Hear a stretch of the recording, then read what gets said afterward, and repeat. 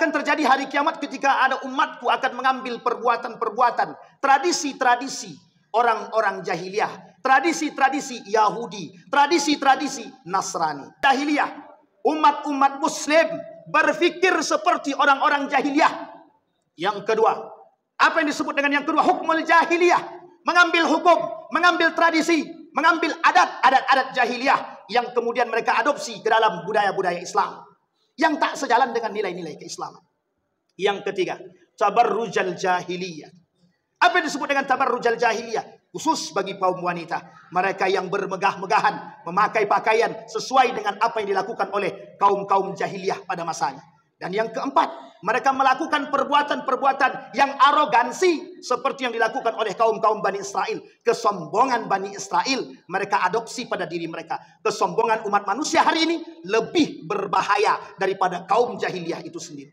Maka tak salah ketika Nabi mengatakan, kelak akan datang umatku mengambil sedikit dari sedikit, sedikit demi sedikit, tradisi-tradisi, budaya-budaya Yahudi dan Nasrani.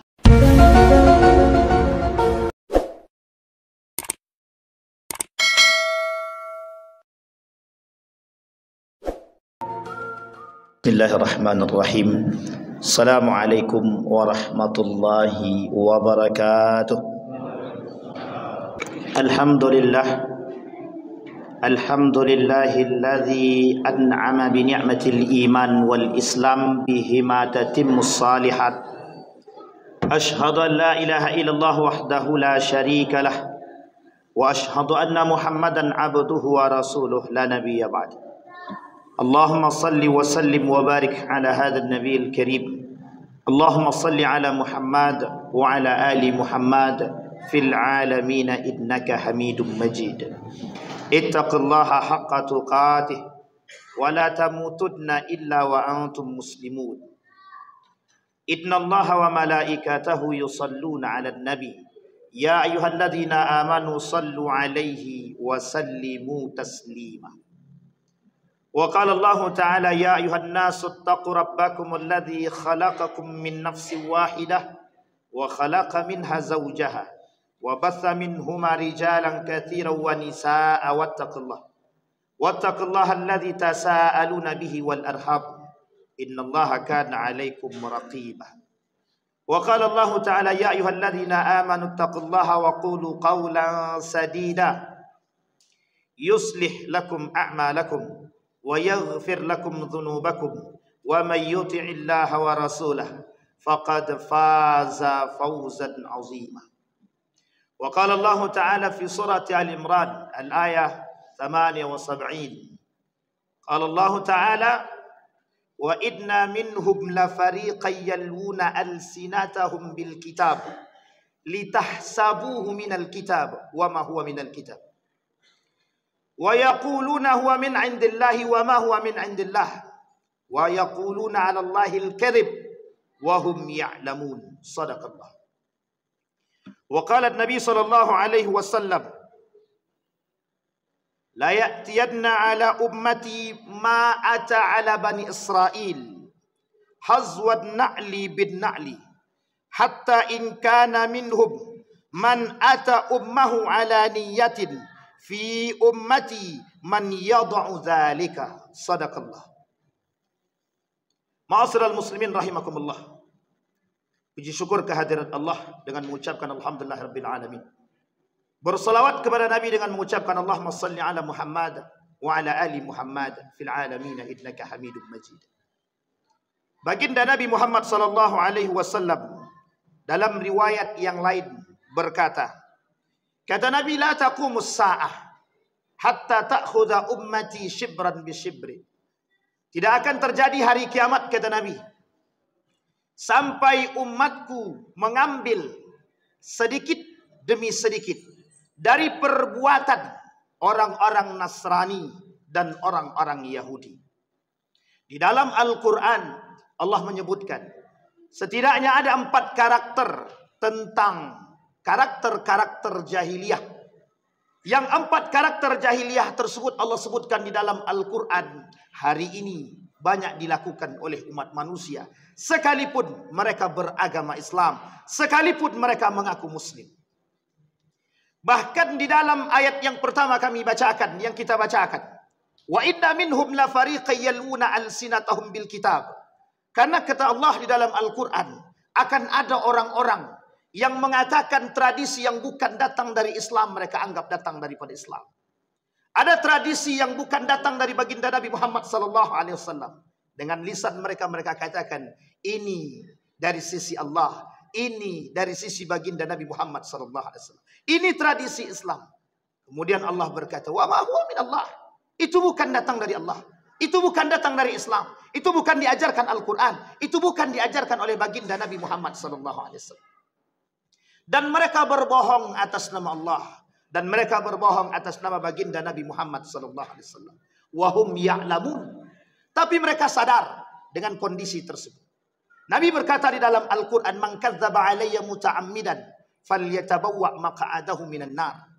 Sampai-sampai Nabi berkata, saking banyaknya orang-orang yang melakukan perbuatan demikian, mengatasnamakan baginda Nabi dan Allah, satu tradisi yang bukan datang dari Islam tapi mereka katakan dari Islam, satu perkataan yang bukan datang dari Al-Quran tapi mereka katakan dari Al-Quran, satu perkataan yang bukan datang dari baginda Nabi tapi mereka katakan datang daripada baginda Nabi Muhammad SAW. Orang seperti ini, kata Nabi, mereka berbohong kepada aku, mereka berbohong kepada Allah. Apa yang dilakukan, apa yang diberikan oleh Allah kepada mereka? Falyatabawwa maq'adahu minan nar. Maka bersiaplah, ambil tempat di neraka yang sudah disiapkan bagi mereka. Ma'asyiral muslimin rahimakumullah.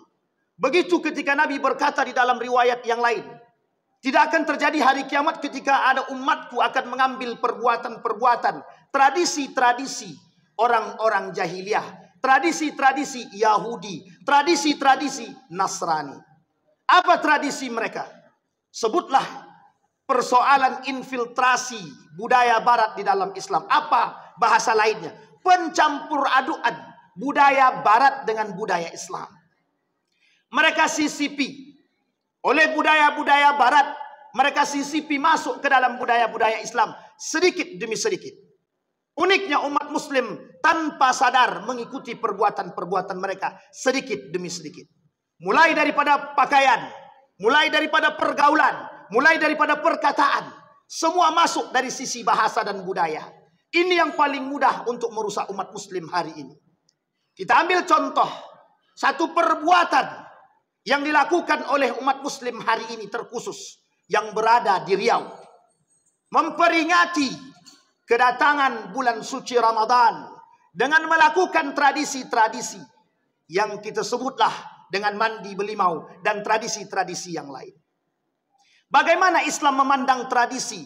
Islam memandang tradisi sejauh tidak bertolak belakang daripada nilai-nilai keagamaan dan syariat Islam. Banyak Nabi mengikuti puasa Asyura, yang puasa itu dilakukan oleh orang-orang Yahudi. Tapi tujuannya satu. Nabi katakan kepada kaum-kaum Bani Israel bahwa dia lebih berhak, Nabi lebih berhak daripada Bani Israel untuk berpuasa Asyura, memperingati Nabi Musa karena Nabi bagian daripada Nabi.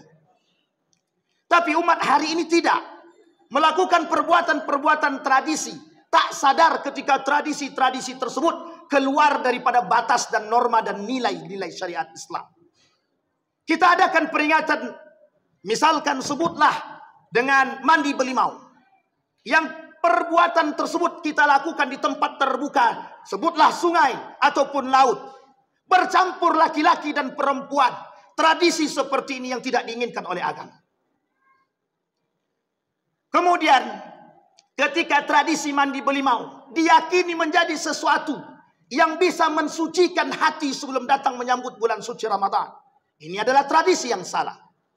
Para sahabat Nabi melakukan apa yang dilakukan oleh para sahabat sebelum datang bulan suci Ramadan. Mereka mempersiapkan diri di bulan Sya'ban, Rajab, Sya'ban. Apa yang mereka lakukan? Pertama, memperbanyak berpuasa, merujuk kepada hadis baginda Nabi Muhammad SAW. Ada dua hadis. Hadis yang pertama, Nabi berpuasa sampai 15 hari. Tapi 15 terakhir Nabi tidak berpuasa. Pada hadis yang kedua dikatakan dari Aisyah, Nabi berpuasa hampir penuh di bulan Sya'ban. Artinya adalah di bulan Sya'ban para sahabat mengikuti apa yang dilakukan oleh baginda Nabi Muhammad sallallahu alaihi wasallam. Memperbaiki hati, membersihkan hati dengan memperbanyak berpuasa. Yang kedua, yang dilakukan oleh para sahabat ketika menyambut bulan suci Ramadan, mereka memperbanyak berzikir kepada Allah, membersihkan hati, membiasakan lisan agar mereka tetap terbiasa ketika kelak berada di bulan suci Ramadan. Yang ketiga, mereka perbanyak bersedekah, baik jasa maupun harta dan lain sebagainya. Mereka perbanyak bersedekah, melatih diri, melatih tangan, melatih agar mereka tetap bisa istiqamah kelak di bulan suci Ramadan dan seterusnya.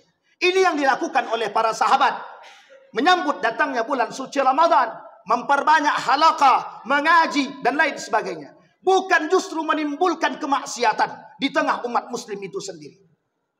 Bercampurnya laki-laki dan perempuan, ini bukan tradisi umat muslim.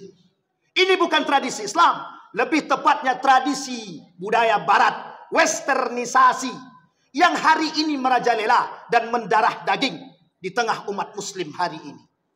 Yang seperti ini harus kita lawan, harus kita sampaikan kepada generasi-generasi kita, karena banyak para generasi-generasi mengikuti perbuatan-perbuatan tradisi-tradisi tersebut.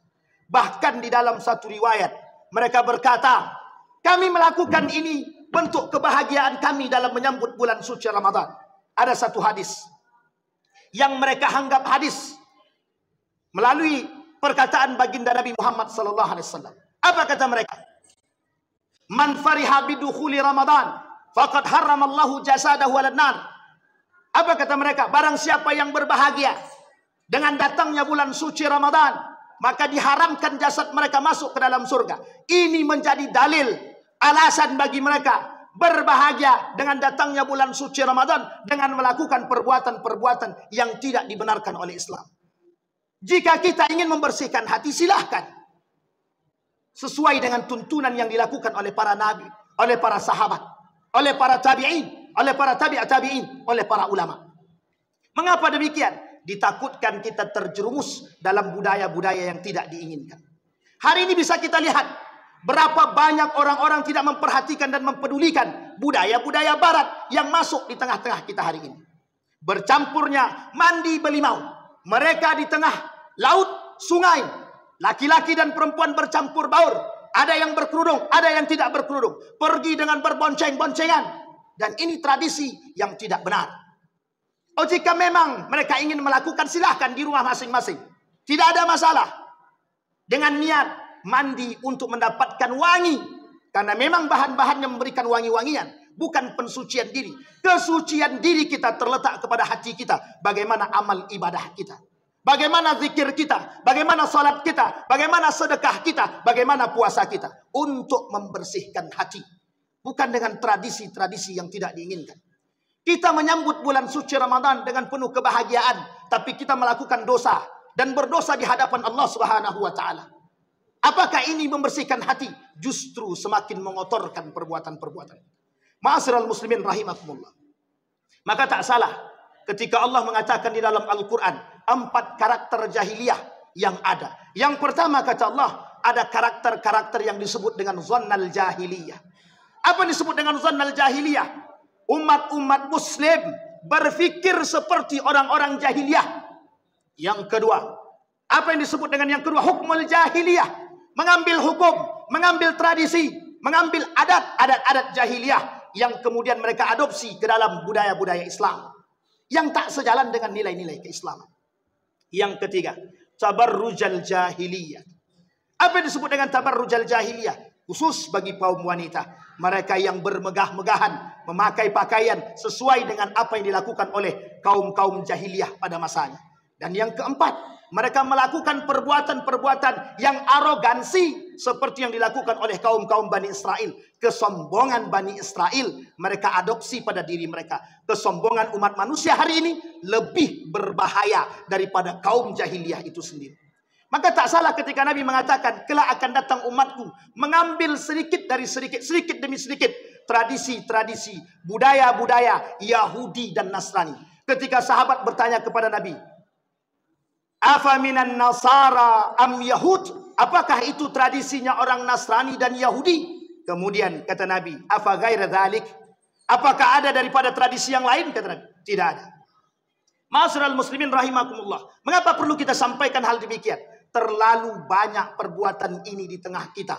Terlalu sedikit kacamata kita. Terlalu sedikit rasa prihatin kita terhadap tersebarnya budaya-budaya seperti ini di tengah umat muslim yang merusak tradisi-tradisi keislaman kita.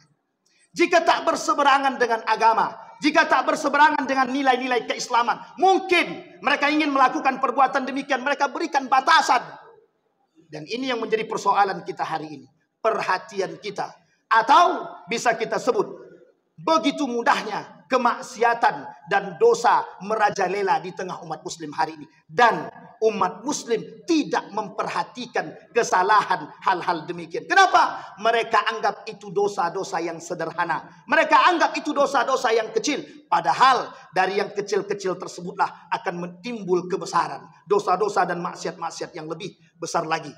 Bayangkan jika itu terjadi di tengah umat muslim hari ini. Maka tak salah ketika Nabi mengatakan hilangnya Islam di tengah umat muslim itu sendiri. Apa sebab? Karena umat muslim antipati dengan nilai-nilai keislaman. Fa'tabiru ya ulil absar la'allakum tuflihun. Allahumma salli ala sayyidina wa nabiyyina wa habibina wa syafi'ina wa dhukhrina wa maulana Muhammad wa sallim wa radiyallahu tabaraka wa ta'ala an kulli sahabati rasulillahi ajma'in.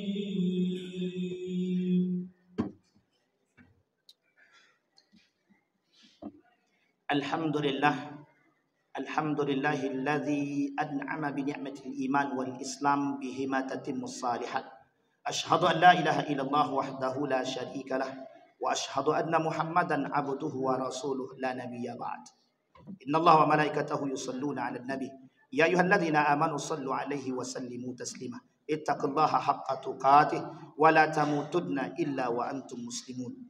Allahumma salli ala Muhammad wa ala ali Muhammad fil alamin innaka Hamidum Majid. Allahumma ighfir lil muslimina wal muslimat wal mu'minina wal mu'minat bi rahmatika ya dzal jalali wal ikram. Allahumma a'idna ala dzikrika wa syukrika wa husna ibadatik. Allahumma khtimna bis salihin. Allahumma khtimna bis salihin. اللهم اجعل القرآن العظيم ربيع قلوبنا ونور صدورنا وجلاء أحزاننا وذهاب همومنا وغمومنا.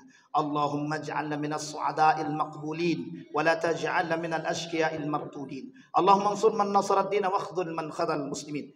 اللهم انصر إخواننا المجاهدين في فلسطين وفي غزة وفي كل مكان. اللهم دمر اليهود. اللهم أهلك الكفرة والمبتدعة والمشركين أعداءك أعداء الدين. ربنا آتنا في الدنيا حسنة وفي الآخرة حسنة وقنا عذاب النار. عباد الله إن الله يأمر بالعدل